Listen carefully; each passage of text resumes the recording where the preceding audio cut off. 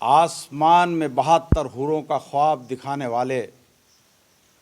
आसमानों में शहद और दूध की नदियों की बातें करने वाले और कब्र के अंदर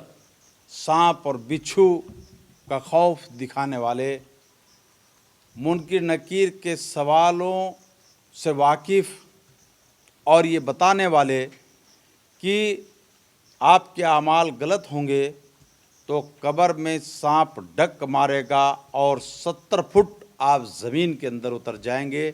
फिर डक मारेगा, फिर 70 बार उतर जाएंगे। आपकी कब्र अगर आपके अमाल गलत होंगे तो ऐसे भेड़ दी जाएगी कि पसलियाँ एक दूसरे में से निकल जाएंगी, और अगर आपके अमाल सही होंगे तो जन्नत की खिड़की आपके लिए खोल दी जाएगी और उसमें से ठंडी ठंडी हवाएं आएंगी और आप आराम की नींद सोएंगे और मैदान हश्र में हज़ारों साल बाद उठेंगे। इन मौलवी मौलानाओं को,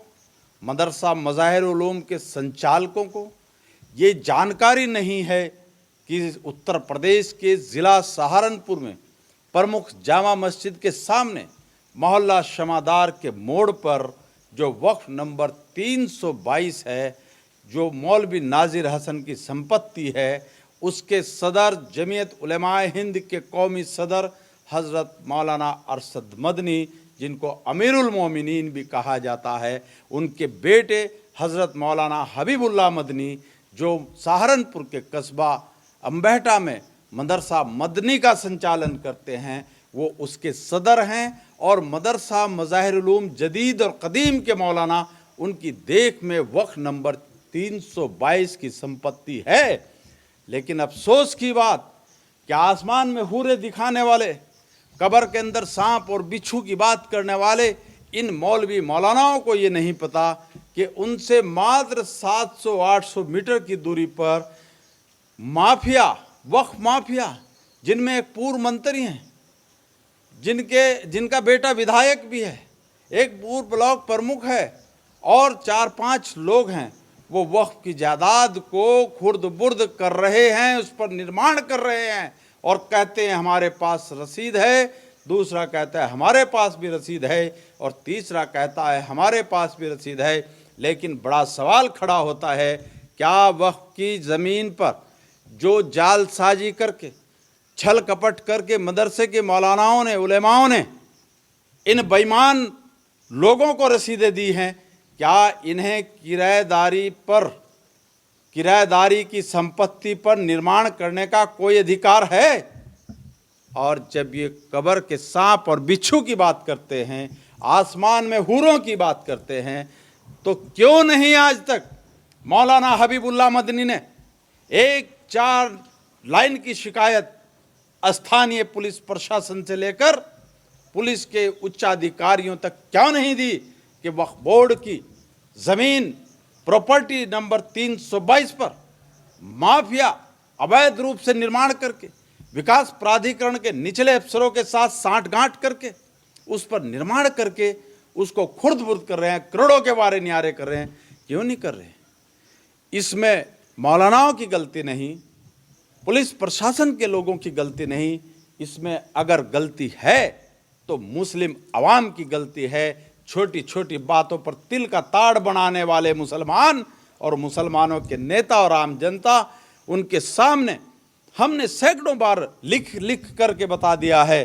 कि वक्फ नंबर 322 की संपत्ति पर मौलवियों की मिलीभगत से मदरसे की देखरेख में कब्जा करके वक्फ माफिया ज़मीनों को खुर्द बुर्द कर रहे हैं। मगर अफसोस की बात, ना तो इन मौलानाओं के कान पर जूं रेंग रही है, ना ही विकास प्राधिकरण इसमें कोई ठोस कार्रवाई कर रहा है और ना ही ये मजलूम जनता कुछ बोलने को तैयार नहीं। हमने तमाम मुस्लिम नेताओं से, तमाम मुस्लिम जनप्रतिनिधियों से बार बार मीटिंगें करके कहा, हाथ जोड़ कर कहा, लिख कर कहा, उनके पास जाकर कहा, मगर अफसोस इतनी बेहिश कौम कि कोई भी वक्फ नंबर 322 की लुटती पिटती संपत्ति पर बोलने को तैयार नहीं, क्योंकि आसमान में हुरें को दिखाई देती हैं, शहद की नदियां दिखाई देती हैं, दूध की नदियाँ दिखाई देती हैं। इनको कब्र में मुनकिर नकीर के सवालों का पता है, इन्हें कब्र भिड़ जाएगी उसका पता है, कब्र कुसादा हो जाएगी, जन्नत की खिड़की खुल जाएगी उसका पता है। लेकिन 700-800 मीटर की दूरी पर मदरसे के इन मौलानाओं को ये नहीं पता कि वक्फ नंबर 322 मौलवी नाजिर हसन की संपत्ति को ये उपरोक्त वक्फ माफिया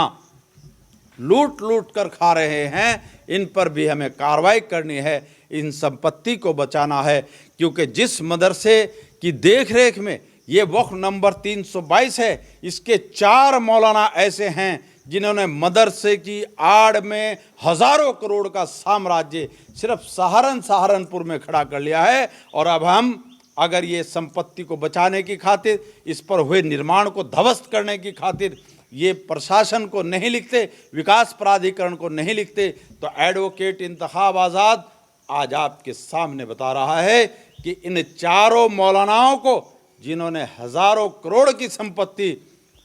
धर्म की आड़ में इकट्ठी की है, इसको हम बताएंगे, सार्वजनिक करेंगे और इनकी जांच करवाएंगे कि आखिर थोड़ी थोड़ी सी तनख्वाह लेने वाले इन मौलवी मौलानाओं के पास ये हजारों करोड़ रुपए आए कहाँ से? ये 50-50 लाख रुपए की लग्जरी गाड़ियां इनके पास आई कहाँ से? ये आलीशान कोठियां, ये आलीशान बंगले इनके, ये आलीशान ड्राइंग रूम आखिर इनके पास आए कहाँ से? कैसे ये साल में 10-10, 20-20 यात्राएं विदेशों की करते हैं? ये सारी बातें अब शासन प्रशासन को बताई जाएंगी। मैं कह रहा हूं कि सुधर जाओ और लुटती वक्त की जायदाद को अल्लाह के वास्ते बचा लो, नहीं तो तुम्हारा बहुत बड़ा हश्र होगा। साथियों, आपने मेरी बात को ध्यानपूर्वक सुनी, उसके लिए आपका बहुत बहुत शुक्रिया। और मैं आपसे दरख्वास्त करूंगा कि जनहित में इस वीडियो को शेयर करें, और आप समाज के, कौम के जिम्मेदार लोग हैं, आप खुद इन मदरसे वालों के पास जाएं, इन मुस्लिम नेताओं के पास जाएं और उनसे जाकर के कहें कि वक्फ की जायदाद लूट रही है, वक्फ की जायदाद पर डाका डाला जा रहा है, चंद लोग उसको लूट खसोट करके हजारों करोड़ के मालिक बन गए हैं। इनको बचाने की तरफ आप कदम बढ़ाएं और इस संपत्ति को बचा करके कौम की फलाह और बहबूदी के लिए इसमें काम करें। ये मेरी आप लोगों से दरख्वास्त है। खुदा हाफिज़।